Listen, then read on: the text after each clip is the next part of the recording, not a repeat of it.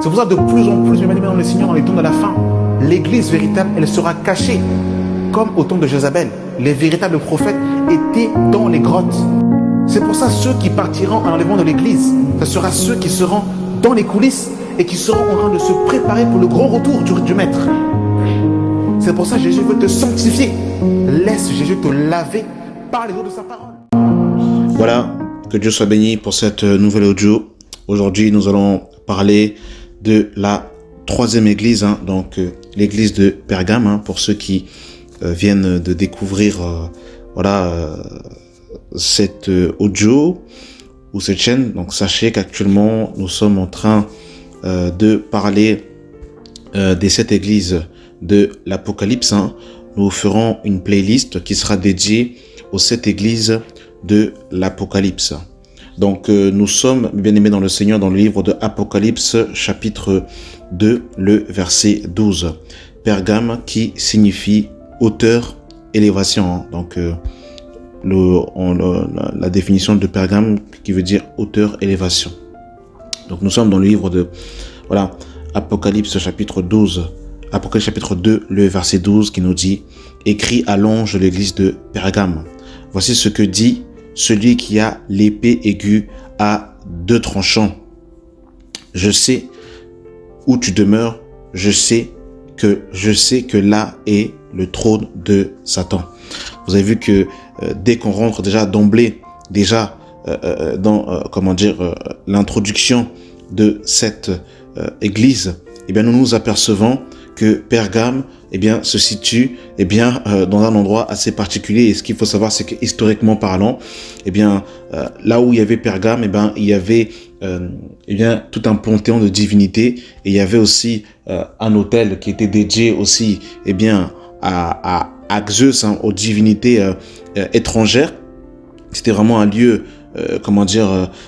de confusion totale, ou du moins plusieurs personnes allaient aussi en même temps adorer les divinités étrangères. Et là, le Seigneur fait comprendre clairement: je sais où tu demeures, je sais que là est le trône de Satan.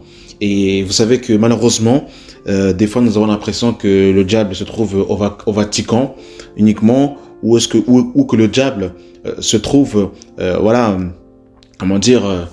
encore à la Mecque. Sachez que le diable aussi peut faire sa demeure dans certaines assemblées, bien assis, bien installé, avec son fauteuil en train d'être adoré, mes amis. Et c'est pour ça que nous devons véritablement veiller à la doctrine qui est prêchée. C'est pour ça que lorsque nous insistons sur la saine doctrine, beaucoup peuvent nous penser comme des personnes étant redondantes en répétant à chaque fois la doctrine du Christ. Mais sachez que les fausses doctrines ramènent la présence des démons. Et là, en l'occurrence, on voit que dans cette assemblée, Satan avait fait sa demeure. Que Dieu nous sauve. Tu retiens mon nom et tu n'as pas renié ma foi. Même au jour d'Antipas, mon témoin fidèle, qui a été mis à mort chez vous, là où Satan a sa demeure. Donc le Seigneur insiste encore, là où Satan a sa demeure. Donc vous avez vu que dans cet endroit, à l'église de Pergame, malheureusement, il y avait tellement de fausses doctrines qui étaient rentrées qu'il y avait la présence de l'ennemi des fausses doctrines à cause justement des messages qui étaient prêchés. Et regardez au verset 14. Mais j'ai quelque chose contre toi, c'est que tu as là des gens qui, attachés à la doctrine de Balaam, qui enseigne à Balak de mettre une pierre d'achoppement devant les fils d'Israël pour qu'ils mangent des viandes sacrifiées aux idoles et qu'ils se livrent à l'impudicité. Et frères, mes amis, c'est grave ici, ce que la parole vient de nous annoncer. Donc vous avez vu que ce que le Seigneur va reprocher à cette église, c'est qu'il y avait des personnes qui étaient attachées à la doctrine de Balak. Alors qui était Balak? Balak était un prophète à la base, un véritable prophète de Dieu, mais qui malheureusement va se laisser corrompre par parce que autant pour moi, donc Balaam était un véritable serviteur de Dieu, mais malheureusement, eh bien, il s'est laissé corrompre par Balak. Donc Balak, eh bien, était voilà, un homme qui savait que Balaam était un prophète de Dieu, et il va tout faire pour que Balaam puisse justement, eh bien, faire tomber Balaam par justement, en lui offrant de l'argent pour que ce dernier puisse maudire le peuple du Seigneur. Et dans un premier temps, Balaam avait dans un premier temps refusé, et malheureusement par la suite, eh bien, il va accepter de pouvoir justement cet argent, il va se corrompre, et Balaam et Balak vont comment dire, faire une coalition, et ils vont justement ramener des femmes étrangères devant les enfants d'Israël pour que ces derniers malheureusement, eh bien, commencent à adorer des divinités étrangères malheureusement. Et cette histoire, vous pouvez la retrouver dans le livre de Nombre, chapitre 31, à partir du verset 16, qui nous dit « Voici, ce sont elles qui, sur les paroles de Balaam, ont entraîné les enfants d'Israël à l'infidélité envers l'Éternel dans l'affaire de Péor. Et alors éclata la plaie dans l'assemblée de l'Éternel. » Donc voilà, mes amis, eh bien, c'est terrible ce qui va se passer.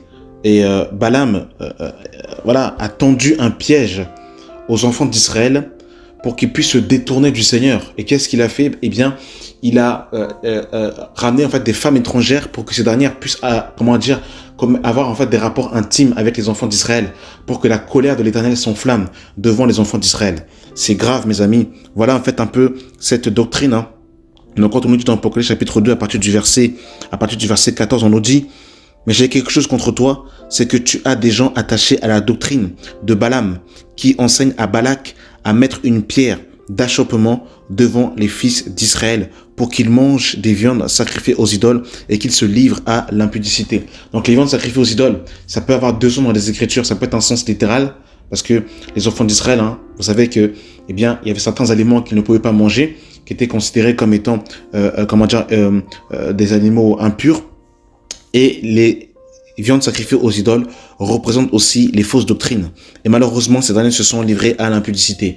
Donc la doctrine de Balaam, eh bien, c'est tout enseignement qui est, enseigné aux enfants de Dieu pour que ces derniers se détournent du Seigneur volontairement. C'est de mettre une pierre d'achoppement, littéralement de prêcher des faux messages pour que ces derniers, par exemple, se détournent de la voie du Seigneur. Pour donner un exemple, eh bien, certains vous enseignent qu'une fois que tu as accepté Jésus-Christ, peu importe ce que tu feras, même si tu vis dans le péché sexuel, comme tu es prédestiné, tu reviendras à Dieu. Voilà des messages complètement pernicieux. Voilà des doctrines de démons, des pierres d'achoppement qui sont mises justement, eh bien, devant les enfants du Seigneur pour qu'ils puissent justement tomber dans des fausses doctrines et dans des pièges. Que Dieu nous sauve.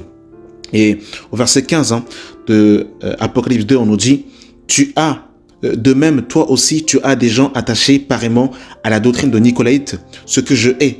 Réponds-toi donc, sinon je viendrai à toi bientôt et je les combattrai avec l'épée de ma bouche. Donc vous savez, mes amis, voilà pourquoi est-ce que Jésus va se présenter à cette église comme, voilà, celui qui a l'épée aiguë à deux tranchants.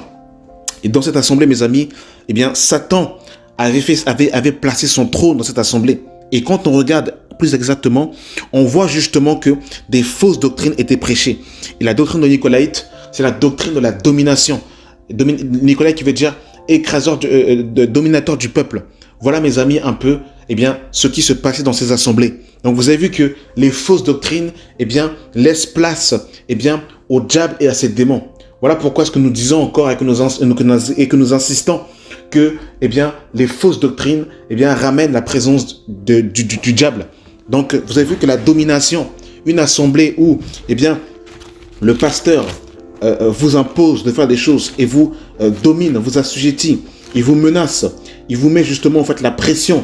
Voilà, si vous n'êtes pas malheureusement une fois présent, eh bien, au bâtiment d'église, on commence en fait à vous asservir, on commence en fait à vous dominer, on commence à vous mettre la pression.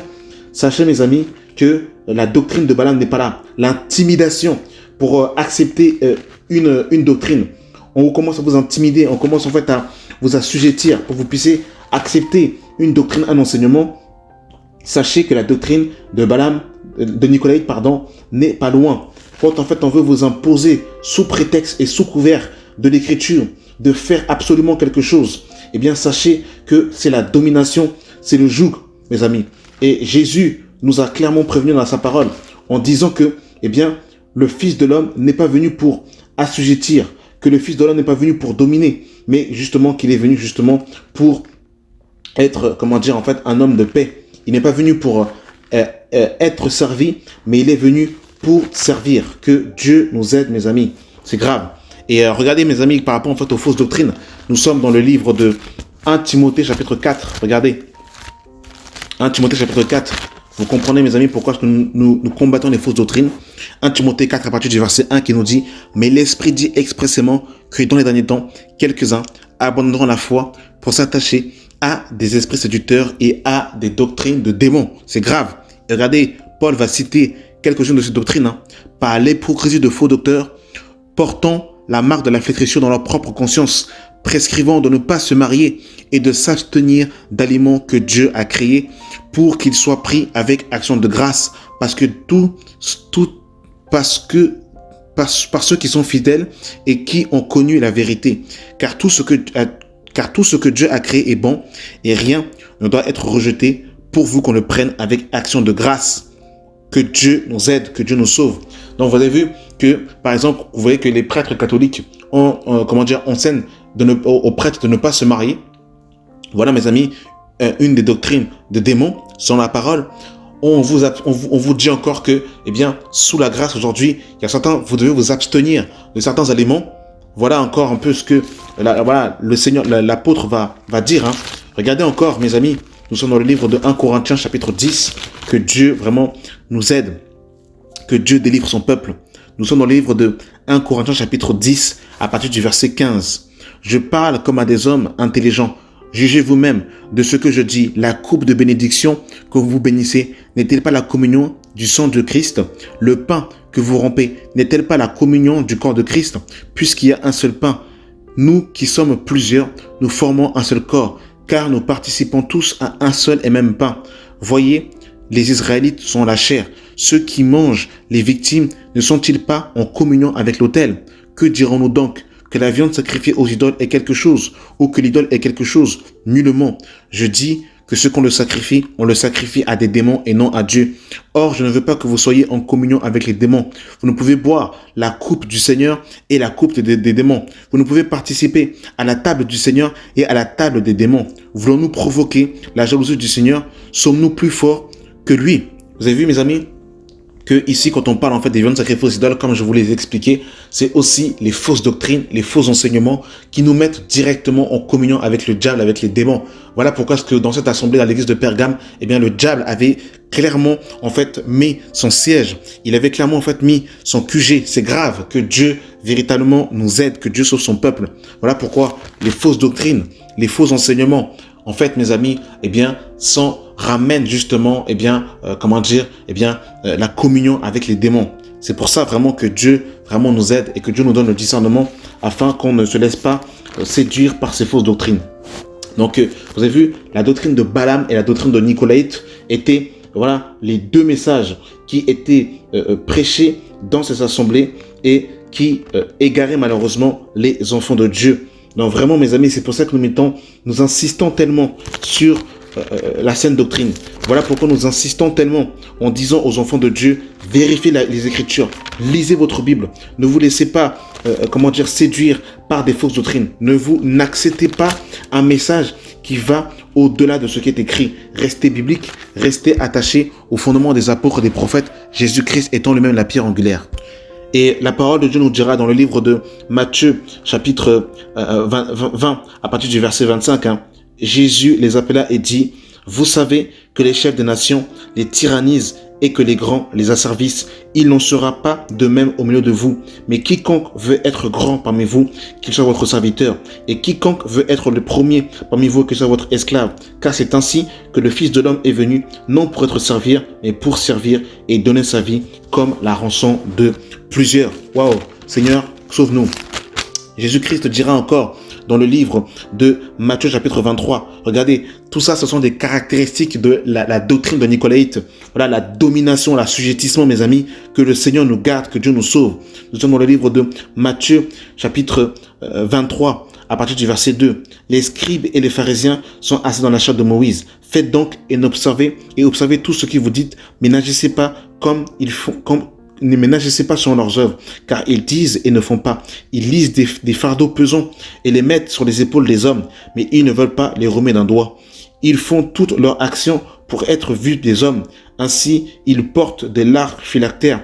Ils ont de longues franges et leurs vêtements. Ils aiment les premières places dans les festins et les premiers sièges dans les synagogues. Ils aiment à être salués dans les places publiques, être appelés par les hommes Rabbi, Rabbi. Mais vous, ne vous faites pas appeler Rabbi, car un seul est votre maître, le Christ, et vous êtes tous frères.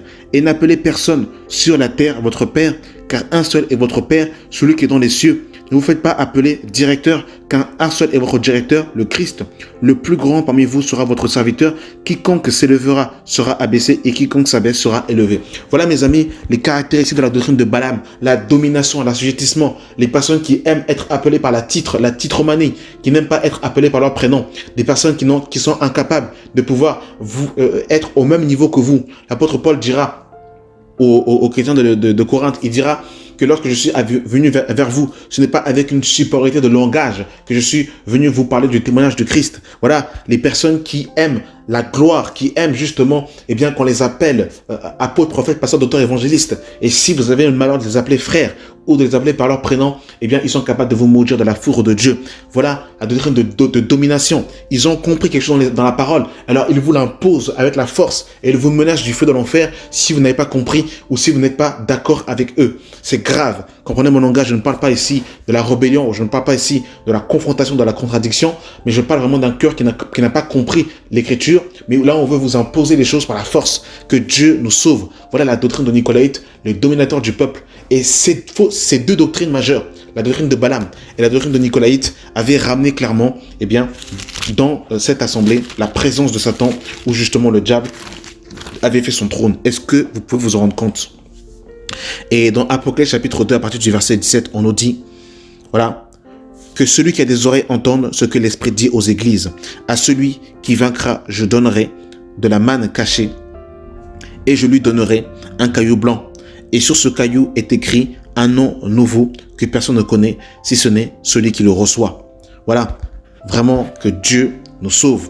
Que Dieu nous aide, mes amis, que la saine doctrine soit notre partage, que l'évangile de Christ soit au milieu de nous et que les fausses doctrines ne soient pas notre partage. Merci d'avoir pris le temps de regarder et d'écouter cet audio et que la grâce et la paix soient avec vous au nom de Jésus. Amen.